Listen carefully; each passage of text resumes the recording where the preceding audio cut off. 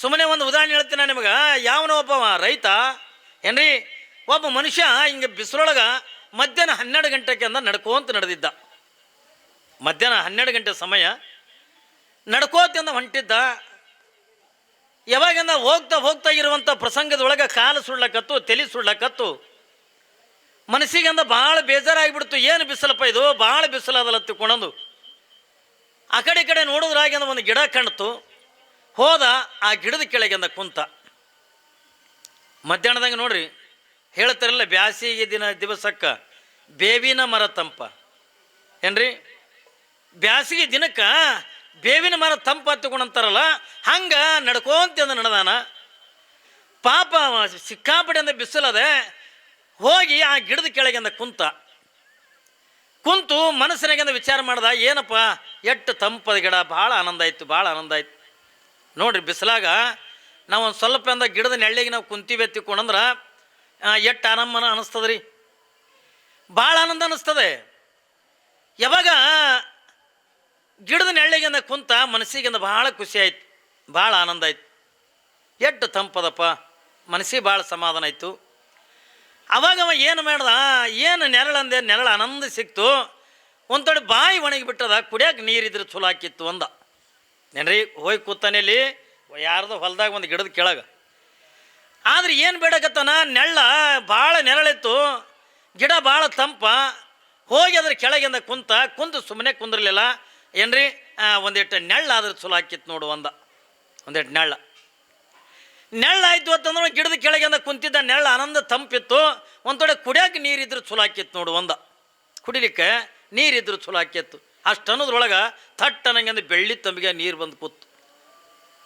ಬೆಳ್ಳಿ ತಂಬಿಗೆ ಒಳಗಿಂದ ನೀರ ತಣ್ಣಗೆ ನೋಡ್ತಾನ, ಫ್ರಿಜ್ನಾಗ ನೀರಿದ್ದು.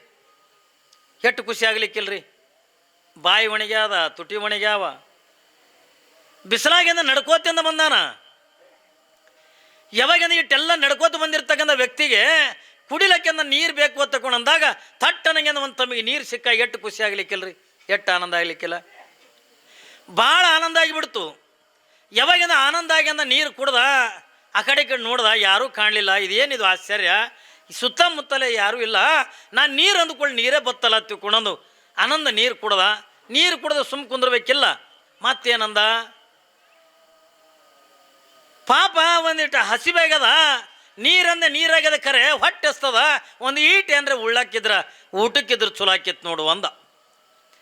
ಯಾವಾಗಿಂದ ಊಟಕ್ಕಿದ್ರು ಚಲೋ ಆಕಿತ್ತು ಇಟ್ಟು ಅಂದಾನ, ಥಟ್ಟನಂಗಿಂದ ಒಂದು 8 ಗಂಗಾಳ ಅಡಿಗೆ ಏನ್ರಿ, ಕರಿಗಡಬ, ಹೋಳಿಗೆ, ಶೇಂಗಾದ ಹೋಳಿಗೆ, ದಪಾಟಿ, ತಾಳಿಪಟ್ಟಿ ಏನ್ರಿ, ಹಿಂಗೆಲ್ಲ ನಾನಾ ರೀತಿಯಾಗಿರ್ತಕ್ಕ ಒಂದು 8 ಗಂಗಾಳಂದ ಅಡಿಗೆ ಬಂದು ಕೂತು ನೋಡ್ದ. ಎಲ್ಲ ಬೆಳ್ಳಿ ಗಂಗಾಳದಾಗ ಅಡಿಗೆ.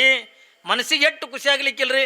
ನೆಳ್ಳಂದ ನೆಳ್ಳಾಯ್ತು, ನೀರಂದ ನೀರಾಯ್ತು, ಊಟ ಅಂದ ಎಲ್ಲ ಥರದ ಊಟ. ಅಂಥ ಊಟನೇ ಎಂದೂ ಉಂಡಿದ್ದಿಲ್ಲ.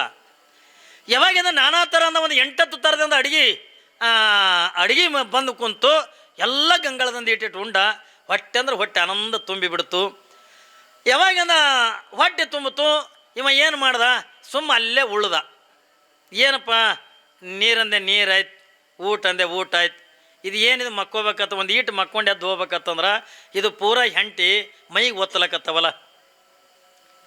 ಒಂದು ಈಟಿಂದ ಗಾದಿ ಇದ್ರೆ ಬೇಸಿ ಹಾಕಿತ್ತು ಅಂದ. ನೋಡ್ರಿ, ಇದು ಅಡವ್ಯಾಗ ಒಂದು ಈಟು ಗಾದಿ ಇದ್ರೆ ಚಲೋ ಹಾಕಿತ್ತು ಅಂದ. ಥಟ್ಟನಂಗಂದ ಹಾಗೆ ಸ್ಪ್ರಿಂಗಿನ ಗಾದಿ ಬಂದುಬಿಡ್ತು.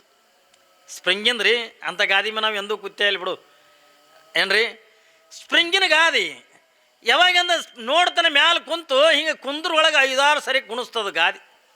ಇವನಿಗೆ ಭಾರಿ ಖುಷಿ ಆಯ್ತು, ಆನಂದ ಮಕ್ಕೊಂಡು ಏನು ತಿಳಿತೀನಲ್ಲ. ಮತ್ತೆ ಎದ್ದು ಕೂತು ಇದೇನಿದು ಆಶ್ಚರ್ಯ ಏನ್ರಿ, ನೆರಳಂದೆ ನೆರಳಾಯ್ತು, ನೀರಂದೆ ನೀರಾಯ್ತು, ಇಟ್ಟೆಲ್ಲಾನು ಕುಡ್ದಾಯ್ತು. ಗಾದಿ ಅಂದೆ ಗಾದಿನೂ ಬಂದದ. ಒಂದು ಹೆಣ್ಣಿದ್ರು ಚಲೋ ಹಾಕಿತ್ತು ನೋಡು ಅಂದ. ಏನ್ರಿ, ಕುಂತಾನೆಯಲ್ಲಿ ಅಡವ್ಯಾಗ ಒಂದು ಹೆಣ್ಣಿದ್ರು ಚಲೋ ಹಾಕಿದ್ದು. ಇಟ್ಟು ಅನ್ನೋದ್ರೊಳಗಿಂದ ಥಟ್ಟನಂಗಿಂದ ಸುಂದರಿಯಾಗಿರ್ತಕ್ಕಂಥ ಹೆಣ್ಣು ಬಂದು ಮಗ್ಗಲ್ದಾಗ ಕೂತು ನೋಡ್ದವ ದಿಟೀಸಿ, ಇದೇನು ಹೆಣ್ಣು ರಾಕ್ಷಸು ಅಂದ. ಅದು ಹೆಣ್ಣು ಹೋಗಿ ರಾಕ್ಷಸ ಆಯಿತು. ಎಪ್ಪೋ ಇದು ನಾನು ತಿತ್ತದ ಅಂದ, ತಿಂದೇ ಬಿಡ್ತತ್. ಇವ ಕುಂತಾನೆಲ್ಲಿ, ಇವ ಸಾಮಾನ್ಯ ಗಿಡದ ಕೆಳಗಿಂದ ಕುಂತಿಲ್ಲ, ಇವ ಕುಂತಿರ್ತಕ್ಕಂಥ ಗಿಡ ಯಾವ್ದು ಹತ್ತುಕೊಂಡದ ಕೇಳಿದ್ರೆ ಅದಕ್ಕೆ ಕಲ್ಪವೃಕ್ಷ ಹತ್ತುಕೊಂಡದ ಕರೀತಾರೆ. ಅಂದ್ರೆ ಗಿಡದ ಕೆಳಗಿಂದ ಕುಂತು ನೀವು ಏನು ಬೇಡ್ತಿರಲ್ಲ, ನೀವು ಬೇಡಿದವರಿಗಿಂದ ಬೇಡಿದ್ದೇನೆ ಕೊಡ್ತಕ್ಕಂಥ ಶಕ್ತಿ ಆ ಯಾವ ಗಿಡಕ್ಕಿರ್ತದ, ಕಲ್ಪವೃಕ್ಷ ಗಿಡಕ್ಕಿರ್ತದಲ್ಲ. ಅದಕ್ಕಾಗಿನೇ ಪರಮಾತ್ಮನಿಗೆ ಭಗವಂತನಿಗೆ ಅಂದ ಕಲ್ಪವೃಕ್ಷ ಹತ್ತುಕೊಂಡದ ಕರೀತಾರೆ.